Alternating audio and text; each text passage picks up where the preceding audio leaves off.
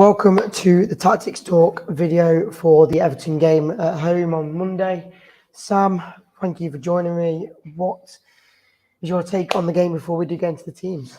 Yeah, after last night, I think it just proves even how more crucial it is to get all 3 points against Everton. Forest obviously beating Brighton 3-1, which was not the result we needed at all. We needed a draw minimum, and even that would have been, we would have took it rather than a loss. But Everton obviously playing tonight, Newcastle at home, Newcastle at Everton's ground, sorry. It's going to be a tough one, really, going into it next Monday, but all we can do is play the game the best we can. But I think it really is showing we need to beat Everton, and we do, unfortunately, need to start picking up points against Fulham and Liverpool and Newcastle that are coming up as well. Yeah, I've said that. I've said that as much as we want to win games and we can win games, is if the other teams around us win games, and realistically they're pointless points because, like I say, Forest somehow won last night against Brighton, and that's kind of already put us back into the relegation spots, which isn't the greatest thing. And then you've got Everton tonight who play Newcastle, which again, if Everton get that really means that the Wolves win and the Leeds draw feels like absolutely nothing to us now. So going into the teams for Everton, do you want to give us your goalkeeper? I'm guessing we have the both thinking. Yeah, I think it's pretty obvious who you put in goal. It's got to be Iverson. Again, Wards, it doesn't get anything. I thought Iverson had a pretty decent game against Leeds. Made some crucial saves. Obviously, did the one off the line stop, which could have gone in. It was, again, solidifies his place in that team again.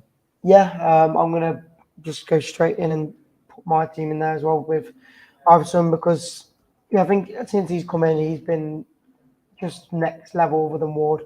Obviously, we know he's probably not the greatest keeper, but he's got to be 10 times better than Ward, hasn't he? Yeah, I think you see in Danny Ward, he was clearly happy to be a bench player. He has been a bench player his whole career, so nothing's changed for him.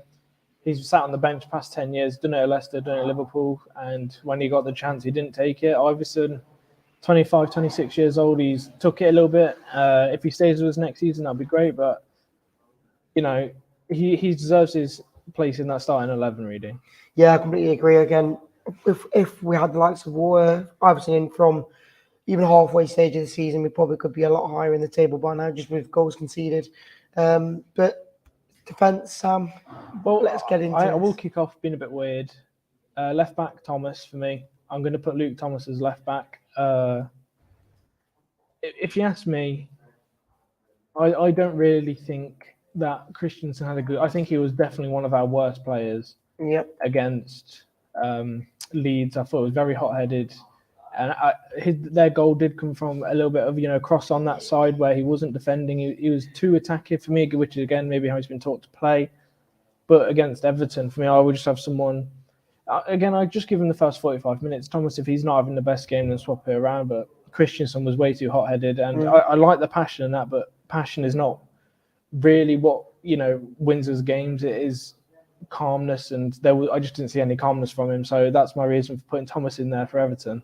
Yeah, it's a difficult one because we know how good Christensen can be, but I think with the likes of the Leeds players that they had on the pitch that day on Tuesday, sorry, for like a weekend.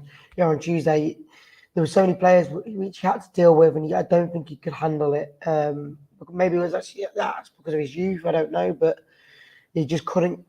He couldn't handle the players in the Leeds attack. And again, they're all fast, so he's got a lot to deal with. But going into the team for me, I think he has to be in there. I think Luke Thomas is just a bit too weak for me. And yes, he did well against Man City when he came on as a sub, but for me, Christensen has to be in there, even though he was quite light-headed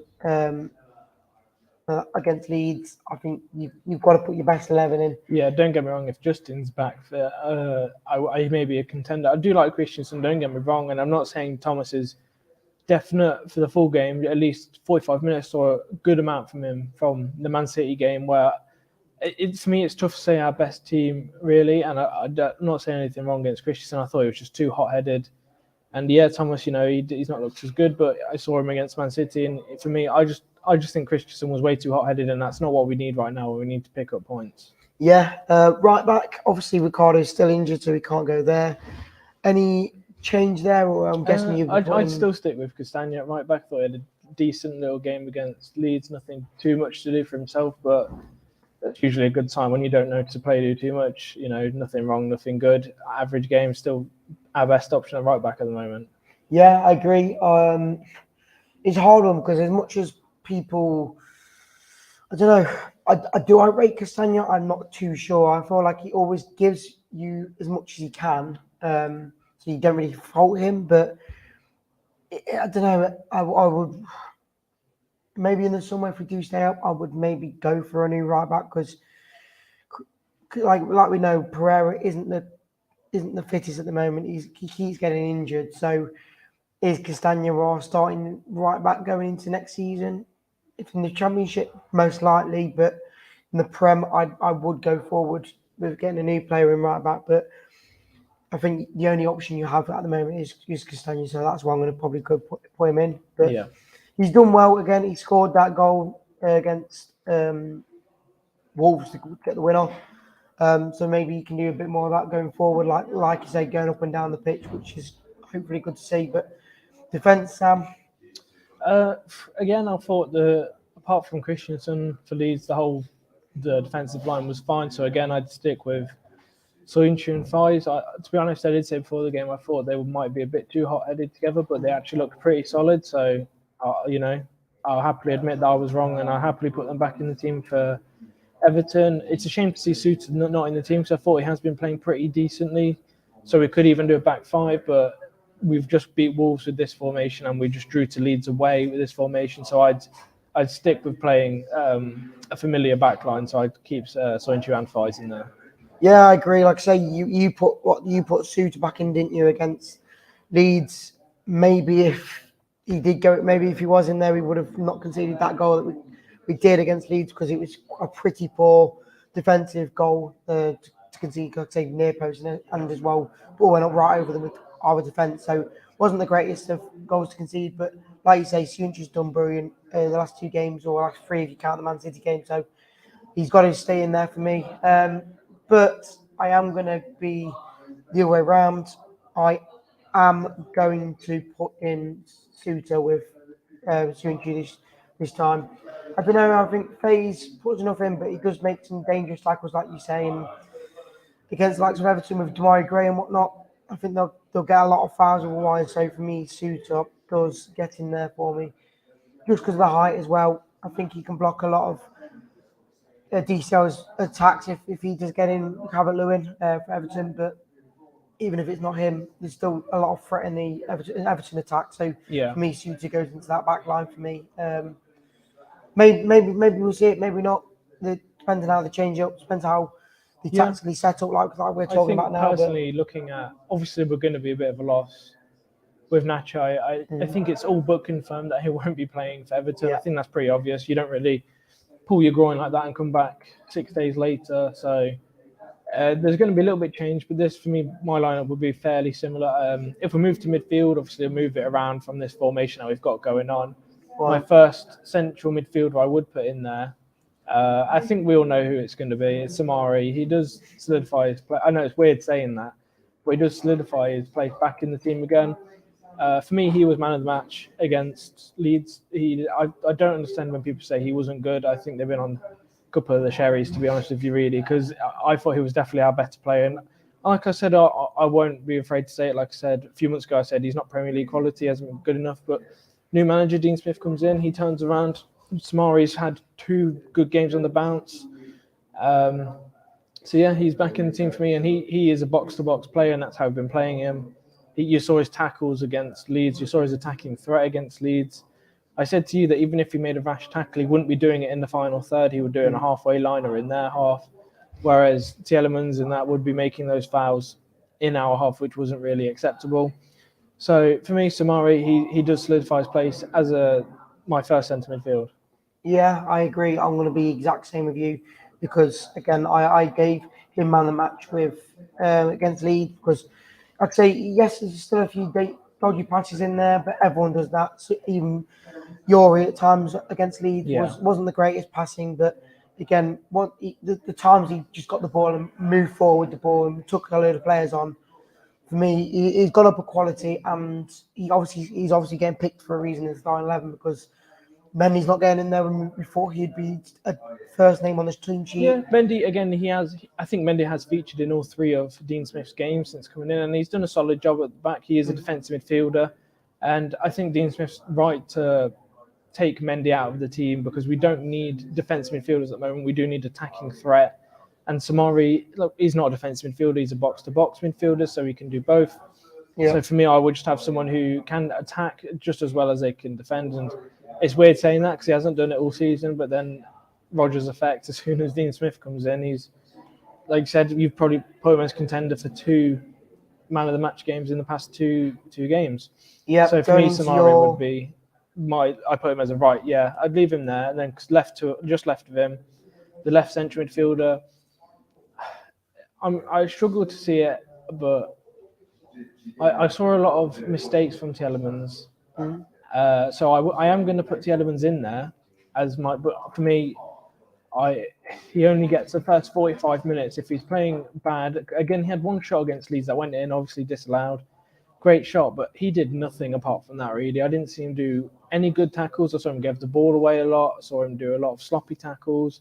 And I know people are saying he's getting back to match fitness, give him a chance in that, but we don't need to give someone time for match fitness at the moment. We need players that are fit and ready to play in that team. If he's not 100% match fit and he's making those mistakes, then for me, I wouldn't put him in the team. But if he's fit, I've given it at least the first 45. If he's not doing anything, I would change him out. Yeah, I agree. I think he was an improvement on the Leeds game. He was poor against Wolves, but against Leeds, I thought he did a lot better. But again, it's hard because when you've got someone like Dewsbury all on the bench, you know he's going to give the passion there. He's going to give the fight, but the quality just isn't there for him compared to Youri Tielemans. So for me, I'm gonna go for Youri, but I'm going to put someone else in on the other side as well in a minute. It is a tricky one because Tielemans, you know what he can do. I've said it all season, especially since he's refused to sign a new contract. He is a lazy player. Mm-hmm. When he doesn't want to play, he doesn't play pretty much. But because he's our only option, he does make it into the team. Because for me, he is better than Dewsbury at the moment. We saw Dewsbury came on, I think, against Wolves, and he had a stinker for 20, 30 minutes. So, Tielemans, there's nothing wrong with him. I think he is a vital player, but I just don't think he's as good as he has been or as much as he can be. So, it's a tough one because we are strapped for options at the moment. But, yeah, Tielemans is, I think, the option for now. Yeah, I'm going to put my next midfielder in first just because I'm on my team already. I'm going to put Pratt in. I don't think Ketty was good enough last game. Dennis Pratt does not want to see him to come up. There you go. I don't think Teti did enough on the wing last week, so I'm dropping him. I'm going to drop someone else on the other side as well. You'll probably know who that'll be, but yeah, I thought Pratt just always gives 110%, so for me, he has to be on that other side.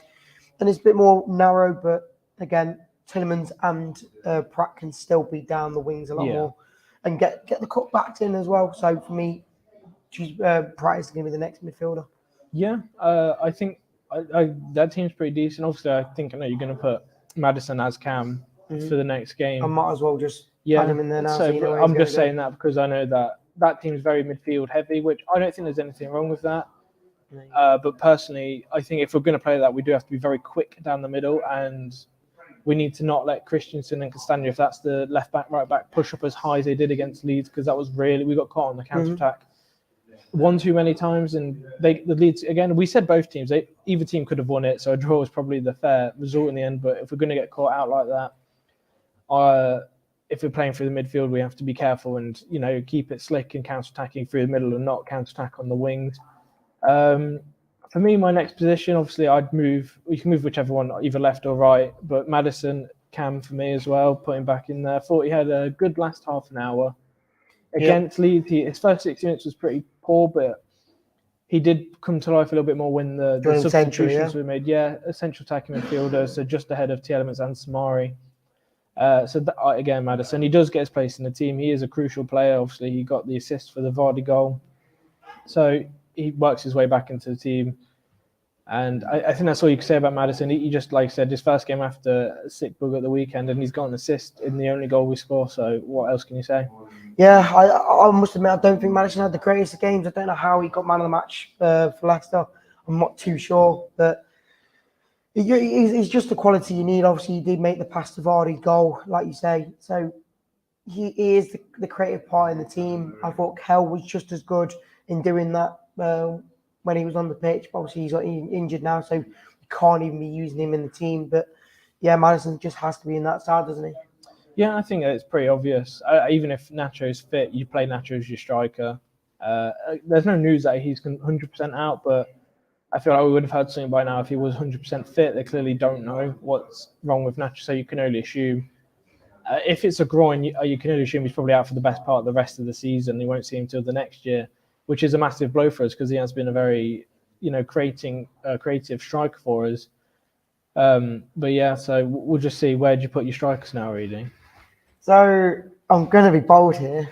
I'm going to go from the main man Daka first. Yeah, and not Vardy, I'm going to assume. And on the right, I'm going to go Vardy. Oh, you are going Vardy? It's the only two attackers we've got left. Obviously, Iheanacho is injured.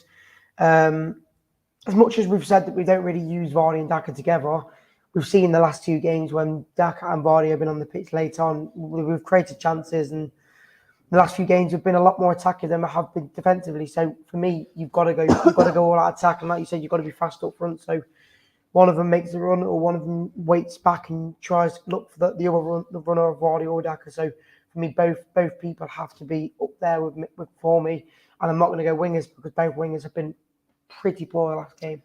Yeah, to be fair, it's pretty similar to how I was going to line up. Just a couple of different changes for myself. Two strikers, agree with you, exactly the same, Daka and Vardy as strikers. So yeah, that they're who I would put up front as well. Yeah. As strikers, obviously got one player. It is going to be a bit of a weird position. I'm going to put Barnes in there on the left side, and I know we're playing with one winger and not the right one. I didn't see anything from Tete, but who are you putting centrally, Vardy? I would put Vardy centrally. I put Daka to the right of Vardy and then Barnes to the left. For me, that's how I would line up. Barnes is left winger, left forward. Daka same again. He's been playing winger the past couple of positions. You've got the pace up front. For me, that team does, like when you see Barnes and Daka, they're both left forward, right forward / wingers. Again, like I said, for the Leeds game, they should chop and change between how we're attacking. If we need to go through the middle or if we need to go wide, it shouldn't be a set position for them. It should just be, if it needs to go through the middle of the pitch, it goes through the middle. If it needs to go to the side, they push out. And you keep the defence back. So it's fairly similar to yours, really. Obviously, just Barnes is in for me instead of Pratt. I do like Pratt in the team. I think he could do a solid job. But for me, when we need to get a massive 3 points, it's a bit too central midfield heavy. So especially when, I don't know how far you're putting Samari back, if he's below your Telemans and Pratt. But for me, I don't see Samari doing enough in that position. I see him doing a lot more when he's, got the box-to-box in him rather than a defensive midfielder. Yeah, like I say, I'll put Samari more in the defensive role, but for me, I don't want to have someone like an Ndidi or a Mendy in there, because once we say we have someone like that in, we feel like we have to be a bit more defensive. So for me, I'm not going all out attack, but we know the free midfield can come back and defend if we need to. Yeah. So if one of them does go forward, like Samari does make that run through the middle, Yuri or Pratt will kind of come down into the defensive areas to just to cover him. But yeah, for me, you've got to start two up front or even three up front. But like C96 says, what does Barnes give you? If you want me to be 100% honest, if you go back to my team, Reedy, what Barnes offers for me is the goals. I know that I know people laugh and say, what has he done? But he, on paper, has scored a lot of goals for us. I know that he's not. Yeah, we are in the same room. We're just on different cameras. I know that he didn't do a lot, especially against Leeds. He didn't do anything. I'll be the first to admit. It's a weird one to put Barnes in there. I'm not his biggest fan. But I think he does offer a good goal-scoring threat when he goes forward. I would rather just try him out 45 minutes. That's like I said for the Leeds game. When we started that line, I thought it's not too bad of a lineup. The only one I wouldn't have put in there was Tete. And after the half-time whistle, I was like, this needs to change. Mm-hmm. And I think if we did the subs at half-time, we probably could have won it. We could have gone on to win it rather than leaving it as late as the 65th, 70th minute. So for me, Barnes, he gets at least the first 45, and hopefully, if Dean Smith has any, if he had any common sense and he wasn't playing well, he would just take him off. Yeah, I don't know with Barnes. You know, I'm not the best fans of Barnes, Sam. But again, you know, these stats don't lie. He does score goals, and I just feel like people always ask for him back when he's injured, but when he's in the team, he just doesn't perform it. Yes, he still gets assists or goals at times, but you always complain when he's in the team because he's not doing enough, and you're always asking for him to get taken off to bring someone else like Vardy or Daka on. So for me, that's why I've dropped him. But that's your team. That's my team. Make sure to put your comments in below for who you think has got the better team, and if you would change anyone's team, let us know in the comments below. But that's going to be it for us, guys. Sam, appreciate you coming on, and we'll catch you on the next show. Cheers.